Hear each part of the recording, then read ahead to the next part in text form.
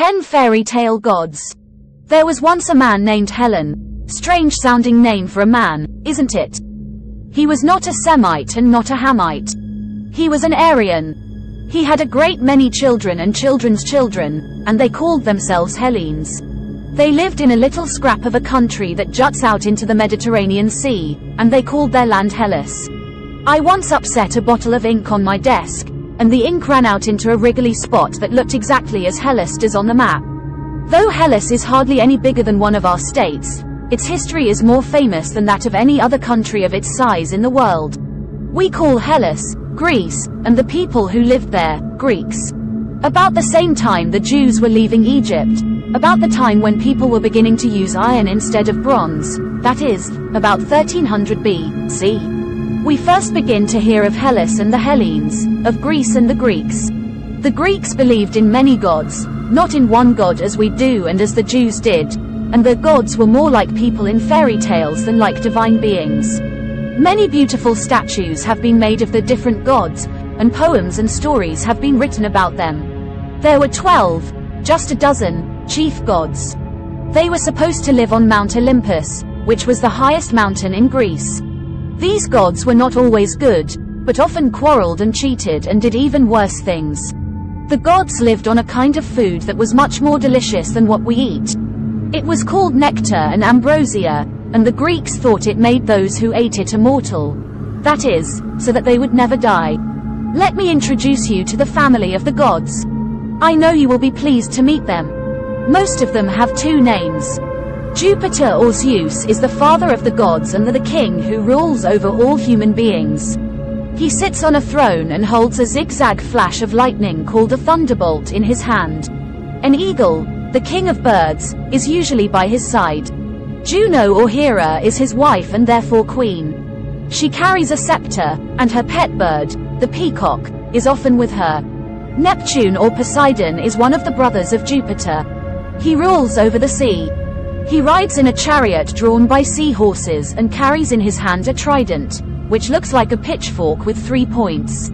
He can make a storm at sea or quiet the waves simply by striking them with his trident. Vulcan or Hephaestus is the god of fire. He is a lame blacksmith and works at a forge. His forge is said to be in the cave of a mountain, and as smoke and fire come forth from some mountains they are called volcanoes after the god Vulcan inside. Apollo is the most beautiful of all the gods. He is the god of the sun and of song and music. Every morning, so the Greeks said, he drives his sun chariot across the sky from the east to the west, and this makes the sun-lighted day. Diana or Artemis is the twin sister of Apollo. She is the goddess of the moon and of hunting. Mars or Ares is the terrible god of war, who is only happy when a war is going on, so that he is happy most of the time. Mercury or Hermes is the messenger of the gods. He has wings on his cap and on his sandals, and he carries in his hand a wonderful winged stick or wand, which, if placed between two people who are quarreling, will immediately make them friends. One day Mercury saw two snakes fighting and he put his wand between them, whereupon they twined around it as if in a loving hug, and ever since the snakes have remained entwined around it. This wand is called a caduceus. Minerva or Athene is the goddess of wisdom. She was born in a very strange way. One day Jupiter had a terrible headache, what we call a splitting headache. It got worse and worse, until at last he could stand it no longer, but he took a very strange way to cure it. He called Vulcan, the lame blacksmith, and told him to hit him on the head with his hammer. Though Vulcan must have thought this a funny request, of course he had to obey the father god. So he struck Jupiter a terrible blow on the head, whereupon there sprang forth Minerva in all her armor, and the headache, of which she had been the cause, had gone. So she was born from his brain, that is why she is the goddess of wisdom. Minerva's Greek name is Athene, and she founded a great city in Greece and named it after herself, Athens. She is supposed to look out for this city as a mother does for her child. Venus or Aphrodite is the goddess of love and beauty. She is the most beautiful of the goddesses as Apollo is the most beautiful of the gods. She is said to have been born from the sea foam. Cupid, her son, is a little chubby boy with a quiver of arrows on his back. He goes about shooting his invisible arrows into the hearts of human beings, but instead of dying when they are hit, they at once fall in love with someone. That is why we put hearts with arrows through them on Valentine's. Vesta is the goddess of the home and fireside, who looks out for the family. Ceres or Demeter is the goddess of the farmer. These are the 12 gods of the Olympian family. Pluto is a brother of Jupiter. He rules the world underground and lives down there. There are many other less important gods and goddesses, as well as some gods that are half human, such as the 3 Fates and 3 Graces and the 9 Muses. Some of the planets in the sky which look like stars are still called by the names of these Greek gods. Jupiter is the name of the largest planet. Mars is the name of one that is reddish, the color of blood. Venus is the name of one that is very beautiful. There is also a Mercury and a Neptune. It is hard for us to understand how the Greeks could have prayed to such gods as these, but they did. Their prayers, however, were not like ours. Instead of kneeling and closing their eyes as we do, they stood up and stretched their arms straight out before them. They did not pray to be forgiven for their sins and to be made better. They prayed for victory over their enemies or to be protected from harm. When they prayed, they often made the god an offering of animals, fruit, honey, or wine in order to please him so that he would grant their prayer. The wine they poured out on the ground, thinking the god would like to have them do this. The animals they killed and then burned by building a fire under them on an altar. This was called a sacrifice.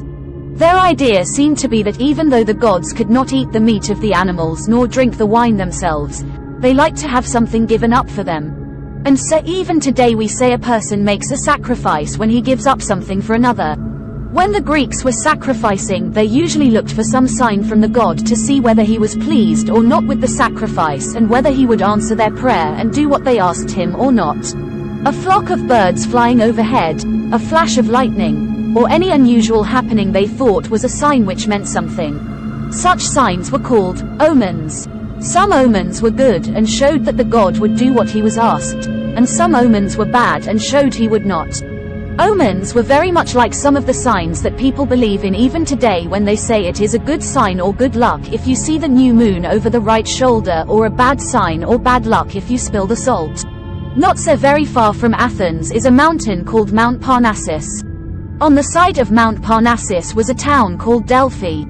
In the town of Delphi there was a crack in the ground, from which gas came forth, somewhat as it does from cracks in a volcano.